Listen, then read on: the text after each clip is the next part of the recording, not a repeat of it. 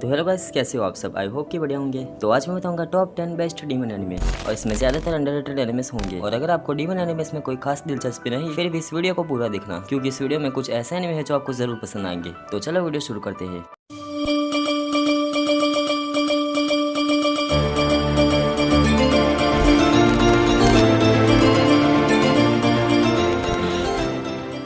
Nora rise of the yokai clan. Rikuo Nura grandson होता है Nura Rihan का, जो नोरा क्लैन का सुप्रीम कमांडर होता है। नोरा क्लैन एक पावरफुल योकाई क्लैन है और साथ ही कूलेस्ट भी, बिकॉज नोरा क्लैन एक योकाई क्लैन तो है, पर एक याकुजा योकाई क्लैन जो इसे बाकी योकाइस के तरीकों से अलग बनाता है। पर रिको नोरा क्लैन को लीड नहीं करना चाहता और वो एक ह्यूमन स्कूल जाता है और वो अपनी लाइफ एक नॉर्मल इंसान की तरह जीना चाहता है। सिन उसकी रगों में ह्यूमन ब्लड भी है, या फिर कहे वो सिर्फ 1/4 ही योकाई है। अब इतिहास गवाह है कि 1% छुपी ताकत भी बहुत कुछ कर सकती है, लेकिन रिको के पास तो फिर भी 25% है। पर of course with great power comes great responsibility. And Riko अपने योकाई फॉर्म में पूरी तरह बैडेस मोड में चला जाता है। और रिको के योकाई फॉर्म वाले बैकग्राउंड म्यूजिक की तो मैं क्या ही बात करूँ, तो इस एनिमे को जरूर ट्राई करना। बेल्ज़ेबब। तो हमारा मेन कैरेक्टर ओगा एक हाई स्कूल स्टूडेंट होता है और स्कूल में सब उससे डरते हैं क्योंकि वो काफी स्ट्रॉन्ग है और मार पिटाई करने वाला बंदा है। तो एक दिन उसे एक छोटा बच्चा मिलता है जो अब उससे कुछ ज्यादा ही अटैच हो गया है। तो वो बच्चा कोई आम बेबी नहीं होता, वो डीमन लॉर्ड का बेटा है जिसे ह्यूमैनिटी को डिस्ट्रॉय करने के लिए भेजा गया है। और डीमन लॉर्ड का बेटा है तो ऑफ कोर्स पावर्स तो होंगी, और ओगा उसकी पावर खींच कर यूज करना सीख जाता है। और उस बच्चे के लिए डीमन लॉर्ड ने एक मेड भेजी है जो अब ओगा के साथ रहती है और उसके साथ उसके ही घर में रहेगी। ओगा की फैमिली तो उसे अपनी बहू मान लेती है और उस बच्चे को उनका पोता। बेल्ज़ेबब के टोटल 60 एपिसोड से, तो आपके पास काफी ज्यादा एंटरटेनमेंट का माल है। इसे एनिमेट किया है स्टूडियो प्योरट प्लस ने और इसकी माय एनिमे रेटिंग है 7.8 आउट ऑफ 10। और अगर आप हंसना चाहते हो तो ये एनिमे आपके लिए परफेक्ट होगा। किमोनो जिहेन। ये एनिमे शुरू में तो आपको कोई आइडिया नहीं देगा कि ये कैसा होने वाला है, पर मेरा यकीन मानो ये एनिमे देखने में आपको बहुत मजा आने वाला है। तो एक विलेज में अचानक से स्ट्रीट एनिमल्स इंसानों को हार्म करना शुरू कर देते हैं और ऐसे ही कुछ एबनॉर्मल चीजों की वजह से इनुगामी नाम के एक डिटेक्टिव को इन मामलों की जांच करने के लिए बुलाया जाता है। पर आगे जाके पता चलता है कि उसे बुलाए जाने की वजह कुछ और ही है जो काफी हार्ट ब्रेकिंग है। वहाँ जाकर इनुगामी की मुलाकात होती है हमारे मेन कैरेक्टर काबाने से, जिसे उसके बारे में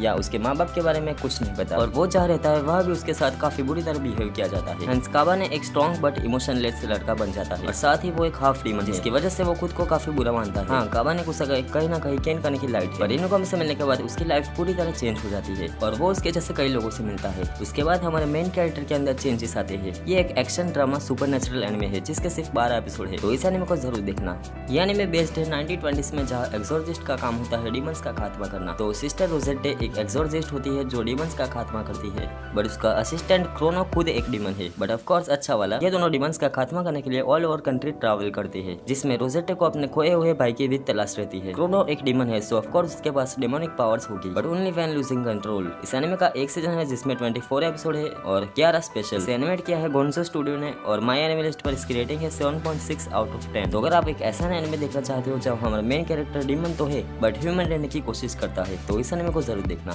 हेल्सिंग अल्टीमेट। हेल्सिंग अल्टीमेट एक ऐसा एनिमे है जो अगर आप शुरू कर दो तो देखते ही जाओगे। इसे मैंने बस एक चांस देने का सोचा था, बस फिर देखता ही गया। हेल्सिंग अल्टीमेट हमें बहुत ही ज्यादा एंगेज रखता है और हमें काफी मजा आता है इसे देखने में। इस एनिमे का मेन कैरेक्टर आलूकार्ड काफी मीनेस है, जिसका पता आप इस बात से लगा सकते हो कि आलूकार्ड एक पुलिस गर्ल को बचाने के लिए उसे बाइट करके एक वैम्पायर बना देता है और अब वो पुलिस गर्ल आलूकार्ड के साथ ही हेल्सिंग ऑर्गेनाइजेशन में काम करती है। हाँ, तो आलूकार्ड हमारा मेन कैरेक्टर एक वैम्पायर होता है जो एक ऐसे ऑर्गेनाइजेशन के लिए काम करता है जिनका काम है वैम्पायर्स का खात्मा करना। इस एनिमे में गोर एक्शन दिखाया गया है और साथ ही एक मैच्योर्ड एंड रियलिस्टिक स्टोरी, क्योंकि ये एक शोनन नहीं बल्कि एक सेनन एनिमे है। ये एनिमे थोड़ा पुराना होते हुए भी इसका एनिमेशन मॉडर्न लगता है और इसमें सीजीआई भी काफी अच्छे से बैलेंस किया गया है। बिलीव मी, हेल्सिंग अल्टीमेट जैसे एनिमे आपको मिस नहीं करना चाहिए।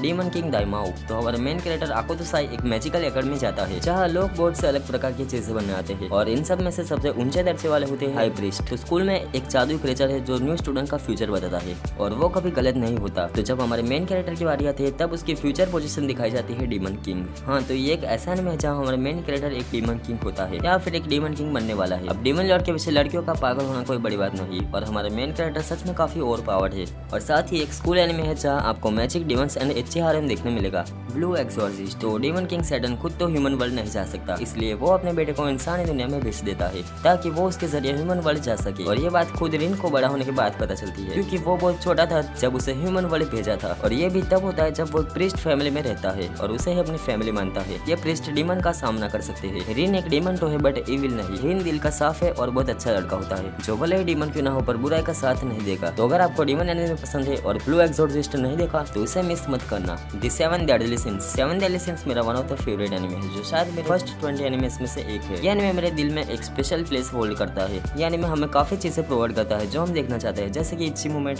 सेवन डेडली सिंस की कहानी सेट है ब्रिटानिया किंगडम में। रॉयल फैमिलीज के प्रोटेक्शन के लिए होते हैं holy knights. Seven deadly sins पे एक होली नाइट्स का ग्रुप था, जिसे one of the strongest group कहा जाता था, पर उन पर राजा को मारने के ब्लेम में ट्रेडर डिक्लेयर कर दिया जाता है। इसके बाद सेवन डेडली सिंस का ग्रुप बिखर जाता है। जब सेवन डेडली सिंस का अता पता नहीं था, तब होली नाइट्स ने किंगडम पर कब्जा कर दिया और राजा को जेल में डाल दिया। अब राजा की बेटी प्रिंसेस एलिजाबेथ निकल जाती है सेवन डेडली सिंस को ढूंढने, जिसमें से वो सबसे पहले मिलती है सेवन डेडली सिंस के लीडर मेलियोडस से। और अब मेलियोडस और एलिजाबेथ दोनों निकल पड़े हैं बाकी सेवन डेडली सिंस के मेंबर को ढूंढने और फिर से अपना ग्रुप फॉर्म करने। ये एडवेंचर मेरे शुरू के दिन का बेस्ट एक्सपीरियंस था। मेलियोडस एक ऐसा बंदा है जिसकी आपको जितनी हो सके उतनी पावर दिखाई जाएगी, फिर पता चलेगा ये तो आधी भी नहीं। सेवन डेडली सिंस के 5 सीजन है और ये एनिमे डेफिनेटली वर्थ वॉचिंग है।